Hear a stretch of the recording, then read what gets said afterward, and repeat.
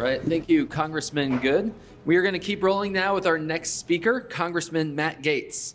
Congressman Matt Gaetz is a proud Florida man. He represents Florida's 1st Congressional District and is currently serving his 4th term in the U.S. House of Representatives. Congressman Gaetz is a member of the House Armed Services Committee and the House Judiciary Committee. His work in Congress focuses on national security, veterans affairs, and adherence to constitutional principles. He is a tireless fighter against the foreign policy establishment and their forever wars. Generally, that is a thankless job here in Washington, but today we thank him for speaking with us. Please join me in welcoming Congressman Matt Gaetz.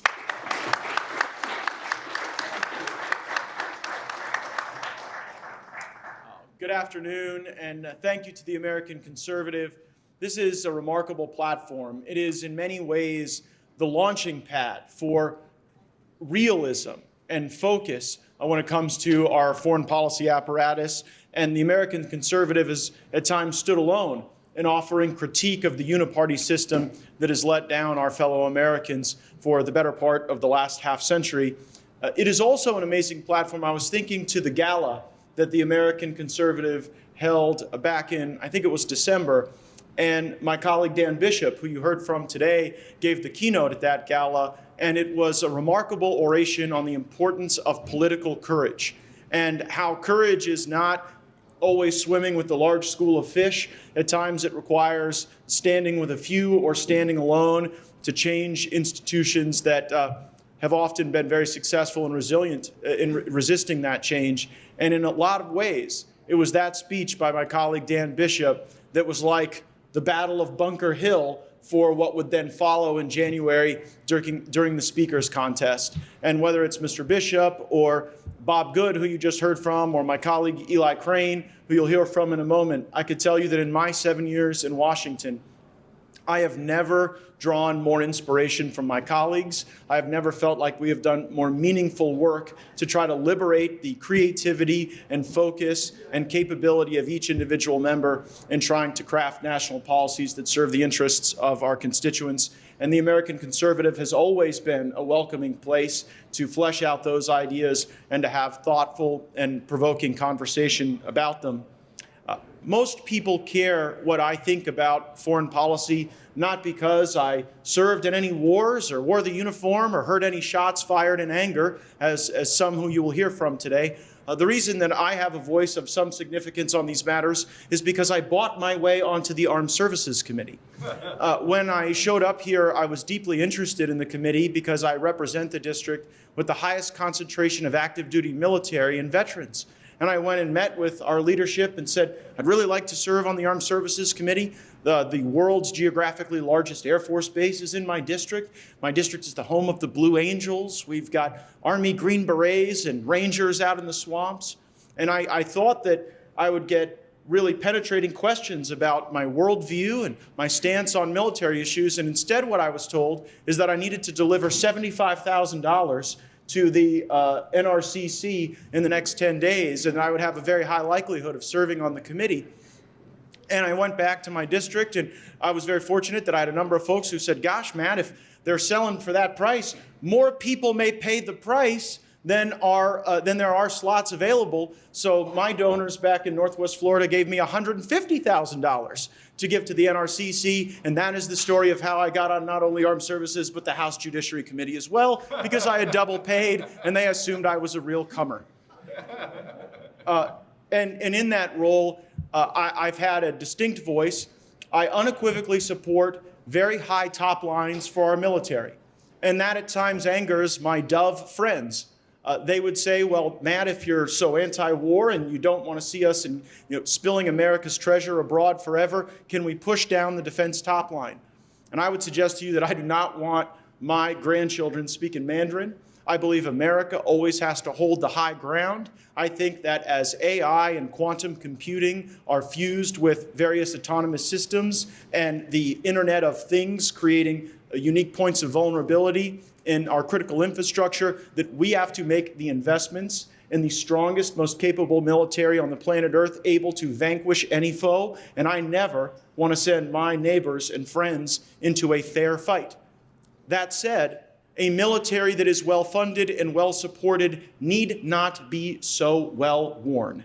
And that is where I often find myself in conflict with some of the neoconservatives and hawks and Boltonistas, and Cheneyites, those who support the Bush, Cheney, Haley, Cheney doctrine of building Jeffersonian democracies out of blood and sand and Arab militias, believing it is in America's best interest to beat the last sympathy out of the last ISIS individual in some river valley in Syria. And that is not in America's interests, and oftentimes it has shaped the views of more and more millennials who are entering into the Congress. We have to fight when necessary, and I want to share my own evolution in thinking on this. When I first really thought about the world, I was a sophomore in college, and the normally bustling student union at Florida State University was pin drop quiet because 9/11 had occurred and we were watching these iconic buildings we'd seen in movies and television shows, and really all of our metropolitan experiences come down. And that was a time in my life where I probably had a little more testosterone pumping through the blood and not as much wisdom through the mind. And I thought, we must deliver vengeance. We must kill these people. We must view anyone acting in concert with them as the enemies of freedom. And I saw how people I went to high school with lived a very different life than that they were expecting when in the year 2000 or in 99, they signed up for our military. When folks in my graduating high school class in the year 2000 went off to West Point or the Naval Academy, it was a time of great peace. There was not this expectation that we would engage in a 20-year conflict, trading villages back and forth with the Taliban in Afghanistan in the bloodiest of possible ways. And my views were shaped because my friends, my neighbors, the people I loved, kept coming home with broken limbs and broken hearts and broken marriages and broken minds. It changed the way parenting occurred. It changes the entire fabric of a community. When I played baseball, my coach wore a flight suit. When I would travel off to the state legislature, a bomb technician would watch my cat. And so when you have the impacts of these excessive deployments, it is not just the answer to some foreign policy question at the Georgetown School of Foreign Service. These are kitchen table issues in communities like mine. And increasingly, folks shared with me that the wins were illusions, the costs were far too heavy, and the prospects of enduring success were dim. And we now know from the Seagar reports that these were views that were held broadly among those doing the work, but that never had a sufficient impact on the decision makers in Washington, D.C. And so while I did not serve in uniform, I feel the intense weight of being the representative for those who do. And at times in my community, those young sergeants will come up to me and say, Matt, we want to be able to go fight the bad guys. We want to be able to liberate the oppressed anywhere in the world. And you're our congressman, and we want you to stand up for our ability to go and deliver lethality downrange. And I have to remind oftentimes those young men that while I do represent them and I'm their congressman, I'm also the congressman of their spouses and their children and their parents and the neighbors who love them. And that imposes on us, I think, an obligation for far more realism than the Congress has endeavored. As I look at the world today, there are really three sales pitches that get made by the major powers. If what you need is cash right now, or an infrastructure project right now, the Chinese are the best partner in the world, at least presumably to many. If you want to preserve your regime preservation, Russia has shown that they have a model that pitches pretty well there. Whether you're Maduro or Assad, a partnership with Russia seems to raise the floor on regime preservation. And what we are increasingly offering is the best way to resolve problems with your creditors and moral judgment. If you're a country out in the world that wants to be judged by another, we're a great partner because we're going to ask you to raise the LGBTQAI plus flag for a month while the Chinese show up with suitcases full of cash and bribes and while the Russians show up with muscle to keep you in power. And whether it is our own neighborhood in Latin America where we have functionally abandoned the Monroe Doctrine, or where it is Africa, where the Chinese are engaging in a three-card Monte game of successive coups in order to preserve long-term access to critical natural resources, or whether it is in Europe where it seems we have swapped a forever war in eastern Ukraine for the forever war in Afghanistan. I wonder sometimes, would we be in the posture we are in with Ukraine, stumbling into World War III with Russia, if we had not stumbled out of Afghanistan in the way in which we did? Who do you think writes those $75,000 checks to serve on the Armed Services Committee? In my district, there are affluent people willing to make those contributions, but if you're some poor schmuck from Northeast Arkansas or Southeast Mississippi and you can't go raise the money from people in your district, you know where you go? The defense contractors and the lobbyists. And you get them to pay your dues and to pay the money that you have to offer in order to be on these committees. And then they own a lot of my colleagues. And the decision-making isn't driven by realism or even one's own sincere understanding of world events. Members of Congress become but actors who are playing out parts in scripts that are written, directed, and produced by others. And look at the consequences when we don't pay attention, when we watch the shiny object. We've just learned that China is engaged in a leveraged buyout of major Russian assets in Cuba. And we watch this occur with almost a laissez-faire approach. They have intelligence capabilities now that they are building 90 miles south of my beloved Florida to be able to spy on virtually every part of the country. And we're more worried about what guy in a sweatsuit gets to run Crimea. I believe that an America First doctrine not only puts our home first, it also puts our neighbors above those who are oceans away. And that does not mean that we are not interested or engaged, but it means that we understand priority and we understand what poses a true risk to Americans. I'm far more worried about Chinese assets in Cuba or Venezuela than I am whether or not a Russian tank is broken down somewhere in a stack in Eastern Europe.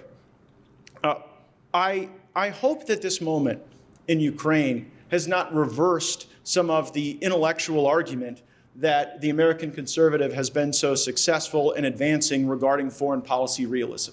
Because in the Trump era, we were able to create a lot more open minds among candidates for Congress on the campaign trail and in primaries where we were able to go to them and say, hey, look, you don't have to be for every war. You don't have to join the Nikki Haley view that we have to kick all of our enemies with our heels, right? That she expressed recently in her presidential campaign. I think Chris Christie said just yesterday, speaking with Jake Tapper, that the Ukraine conflict was a proxy war with China. That we were engaged in a proxy war with China over who gets to control the Donbas region. That seems to be at great peril to the United States. But I hope that among my conservative colleagues, and even among populist leftists who we have at times made common cause with, that what we have seen with Ukraine is not corrosive to the productive realignment that we saw in our politics. And there are a few votes that happen on the House floor that I think tell you about how that realignment's going. And it's one that seems to favor the uniparty over the rest of us. During the speaker contest, we got concessions out of Speaker McCarthy that he would not play the games that Speaker Pelosi played to suspend legislative days and queer the ability to bring privileged war powers motions to the floor of the House of Representatives. The War Powers Act says that any member can bring a war powers resolution to the floor to force a question on whether or not U.S. troops engaged in hostilities ought to come home and stop doing that. Pelosi blocked that, and Speaker McCarthy, to his great credit, allowed it. And so I first filed a war powers resolution to withdraw U.S. troops from Syria. That resolution was defeated 103 to 321. But of the 103 who hung with me, it was interesting that 47 were Republicans and 56 were Democrats. Throughout the 90s, you would have thought the Republican Party is the pro-war party, the Democrat Party is the anti-war party, and now increasingly, both parties are moving toward more engagement abroad, and we seem to draw equally in our minority position or close to equally, from Republicans and Democrats. Thereafter, we had a war powers resolution regarding U.S. troop presence in Somalia. It did about the same, 102 in favor, 321 opposed, and those in favor were 52 Republicans and 50 Democrats. In support of my Somalia resolution, and by the way, what are we trying to win in Somalia? What does victory look like there? Like, do you all want to go give more money for a sustainable Mogadishu? Is that really what we're all about here as China is building intelligence capabilities in Cuba? But on that matter in Somalia, I was joined by Ilhan Omar. She came to the floor and debated in favor of my resolution. And at my Baptist church the next Sunday, I got a few interesting looks about why I would partner with Miss Omar on this matter. But I want you to know this. I will work with anyone and everyone to end these forever wars and to have a realistic foreign policy govern this country. I thank you. And I can probably imagine that Miss Omar had similar questions when she went to the next huddle with the squad about why she was working with me on this issue. But if the neoconservatives are going to join together with the Uniparty, then we have an obligation to join with those who can add intellectual heft and political heft. And I think that is, we have to have almost a Noah's Ark approach to adding on both sides toward these intellectual goals that your founding publisher, Mr. Buchanan, laid out in such terrific and sharp relief. And while at times it seems as though in this geography in Washington, D.C., our viewpoint is one that's in the minority, I can tell you when I go out into the country, as I often do, the folks are with us. Folks truly believe that we have been engaged in too many misadventures and too much imperialism abroad. And I think to the way, there were a lot of reasons people reacted poorly to Liz Cheney, but the core underlying disagreement between the Cheney perspective and the Trump perspective wasn't about impeachment. It was about foreign policy initially. And then I think it erupted from there. I remember when Liz Cheney ran for the Senate in Wyoming for the first time, she had claimed that she had been a resident of the state for 10 years based on a fishing license. That did not work out, and she ultimately withdrew, which was the last time a Cheney had an exit strategy. So, thank you all so much for having me. Let's go get them.